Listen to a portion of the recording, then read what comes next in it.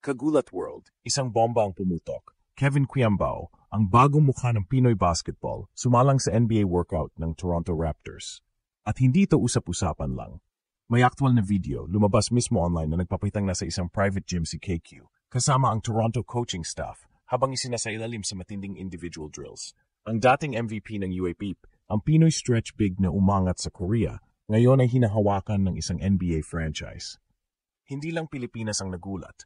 Buong NBA scouting world ay napa-wait, who is this kid from Manila? Bakit ito importante? Simple lang, hindi basta-basta ang Raptors. Isa sila sa pinaka-progressive pagdating sa talent development at international scouting. Kilala sila sa pagtuklas ng mga hidden gems, at kung napasama si Quiambao sa shortlist nila, ibig sabihin may nakita silang global caliber potential sa laro niya. Sa KBL pa lang, 16.9 points, 6.3 rebounds, 3.9 assists per game, all-around, system player, high IQ. Pero NBA, ibang level na yan. At dito papasok ang tanong, pwede na ba talaga siya? O may iwan lang ito bilang kwento ng almost? Sa video na to, bibitawan natin ang buong analysis. Bakit pinili siya ng Raptors? Anong klaseng fit ang potential niya sa NBA floor spacing at pace? At paano naapektuhan ng workout na ito ang status niya sa Gilas Pilipinas? At higit sa lahat, ito na ba ang simula ng pinaka-shocking leap ng isang Pinoy player sa kasaysayan ng basketball? Kagulat World, ang galaw ni Kevin ay hindi lang kwento. Ito ay lindol na nagmula sa Pilipinas, pero naramdaman sa buong mundo. Kagulat World, may Pinoy na naman na gumugulat sa global stage.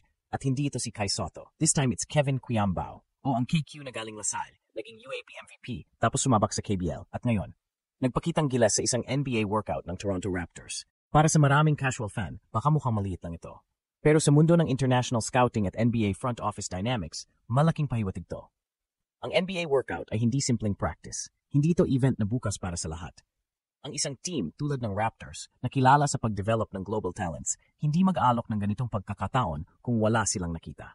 Ayon sa lumabas na footage at mga insider sources, si Kevin ay isa sa ilang Asian players na nakatanggap ng ganitong level ng atensyon mula sa Canada-based franchise.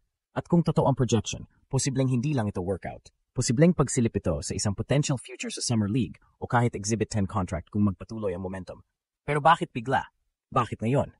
Ang sagot, teaming at transformation. Sa KBL, pinatunayan ni KQ na hindi lang siya college phenom. Naging versatile forward siya na may shooting touch, vision, at understanding ng spacing. Nag-average siya ng halos 17 points, 6 rebounds, at 4 assists. At higit sa lahat, hindi siya nakasandal sa athleticism kundi sa utak. Ito ang gustong-gusto ng mga NBA scouts, positional na flexibility, role player mentality, at basketball IQ. Pero syempre, kasama ng hype ang pressure. Dahil sa bawat galaw ni Kevin ngayon, may dalang pangalan ng Pilipinas. Hindi lang ito tungkol sa kanya. Kasama rito ang bigat ng expectations mula sa Gilas fans, sa kabataan, at sa mga nangangarap makapasok sa biggest league sa mundo. At kung totoo nang seryoso ang Raptors, ang susunod na tanong ay simple pero malalim. Handa na ba talaga ang Pilipinas na muling magkaroon ng NBA caliber forward na galing sa sariling sistema natin? Susunod, bubuksan natin kung bakit bagay si KQ sa modernong sistema ng NBA at bakit ang simpleng workout na ito ay parang alon na tumama sa buong mundo ng basketball. Kagulat World, para maintindihan natin kung gaano kabigat ang workout na ito, kailangan nating maintindihan ang NBA scouting lens. Hindi ito paligsahan ng highlight. Ang tinitingnan ng mga NBA teams ay fit sa system, decision-making, adaptability at basketball IQ. Sa case ni Kevin Quiambao, hindi siya freak athlete o high flyer na parang Zion o Ja, pero meron siyang bagay na mas bihira, positional versatility na may utak.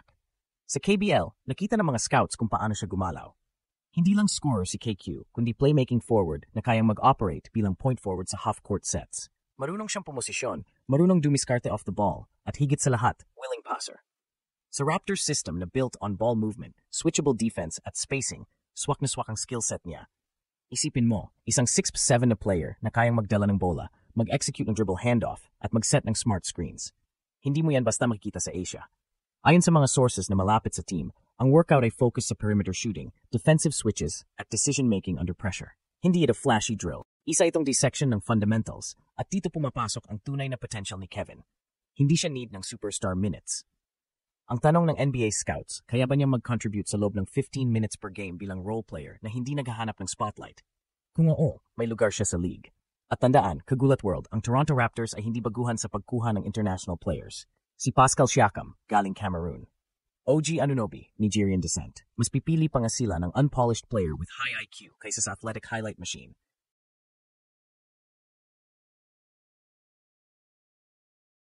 Kaya kung ipinasok si KQ sa ganitong workout, may nakita silang long-term value, hindi lang sa talent, kundi sa character at coachability. Pero hindi rin ito garantiya. Ang NBA ay business, maraming kailangang mangyari. Kaya ang tanong ngayon, magtutuloy ba ito sa Summer League invite? Exhibit 10 o magiging scouting memory? Lang si KQ gaya ng ibang Asian prospects na nawala na lang bigla. Kagulat world, sa bawat step ni Kevin Quiambao papalapit sa NBA, hindi lang pangalan niya ang bit-bit niya, kundi buong kredibilidad ng basketball ng Pilipinas. Ang workout na ito sa Toronto Raptors ay hindi lang isang personal milestone, ito ay cultural milestone. Ibig sabihin, may isa na namang Pinoy na umaangat sa eksena kung saan bihira tayong makita hindi bilang fanbase, kundi bilang player, bilang talent, bilang bahagi ng system. Hindi lingid sa atin na sa loob ng dekada, parati tayong nasa gilid ng pintuan. Naroon si Jepet Aguilar noon, si Bobby Ray Parks, si Kai Soto, lahat sumilip pero di patuluyang pumasok. Pero ngayon may bagong klase ng player, hindi lang angat sa tangkad o pangalan, kundi angat sa understanding ng laro. Si Kevin Quiambao ay produkto ng modernong Pinoy basketball, multi-positional, coachable, system-ready. At ang Raptors, isa sa ilang NBA franchises na marunong kumilatis ng ganoong klaseng talento. Kaya kapag napag-usapan ang Filipino breakthrough, hindi na ito basta hashtag. Kapag pinakita sa isang NBA workout na competitive ka, coachable at system fit, may tatak na yan. Kahit pa hindi agad matuloy ang Summer League invite o contract offer, ang pangalan ni KQ ay nakalista na ngayon sa global database ng mga posibleng kunin. That alone is massive. Kasi minsan, kailangan lang ang isang sulyap, isang impresyon, isang opening para mabago ang trajectory ng isang karera o isang bansa. At sa panahon kung saan ang Gilas Pilipinas ay naghahanap ng mga figure na pwedeng dalhin ang bandera sa next generation, si Kevin Quiambao ang isa sa pinakamatibay na kandidato. Sa Gilas man o sa NBA, ang gulat na dala niya ay hindi aksidente.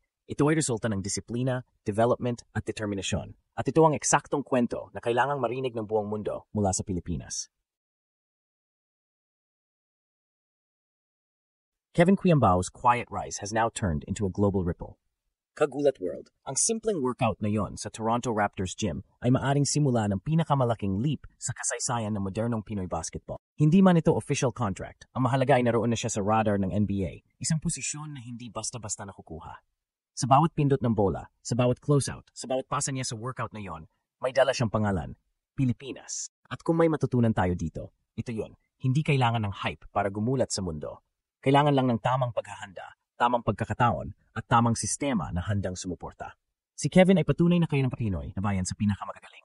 Hindi lang dahil sa puso, kundi dahil sa utak at husay. Kaya habang umaabang tayo kung may Summer League invite man o full contract na darating, isang bagay ang malinaw, hindi na tayo invisible sa global stage. Ang galaw ni KQ ay hindi na lang kwento ng personal na pangarap. Ito ay naging pambansang simbolo ng pag-angat. Kaya sa susunod na mag-dribble siya sa court, tandaan natin, baka ito na ang simula ng kasaysayan.